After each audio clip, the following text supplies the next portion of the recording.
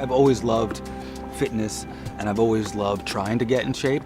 I just never have gotten to the point where I want to. I write the Big Guy blog for Runner's World, so I fit into this kind of world where I'm always trying to get a little smaller, get a little faster, get a little better. I've been exercising and working out for as long as I can remember. My problem is that I also like tacos and burritos. So, it doesn't quite work out with the equilibrium. I think the tacos maybe sometimes outweigh the exercise. I'm a classic yo-yo. I have had a lot of bottom moments. I've had moments where I've stepped on a scale and just looked at it and said, oh my God, I cannot believe what this number says. I have lost some weight through the training, and that's been wonderful, but what's really interesting is when your whole goal is to lose weight, it doesn't happen. But when you put your mind on something else and say, I have a bigger goal, and then you start seeing the pounds drop, it sort of feels like that's the way it's supposed to work, is when I stop going crazy about the numbers, the numbers happen.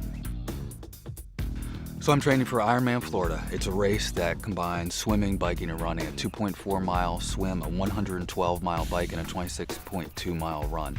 Back to back, you have 17-hour time limit, and you have cutoffs for each one of the events that you have to make in order to continue on.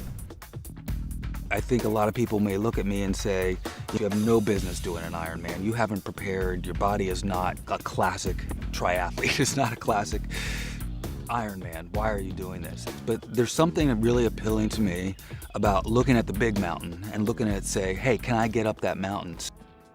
My friend Sean did the Ironman in 2010, and he crushed it. He did great. He did all the training that he was supposed to do, and he just blazed the course.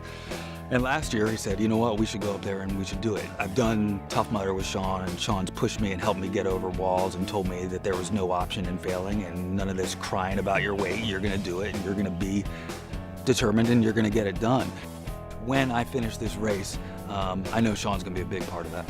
I've always been motivated by keeping my mind moving and not getting into the same routine over and over again. So every Friday we get a group of people together. It's usually anywhere from 2 to 6 or 7 or 8 people together. We get into the backyard, and I've got a bunch of fitness toys. So we've got tires to flip and sandbags and sledgehammers and med balls.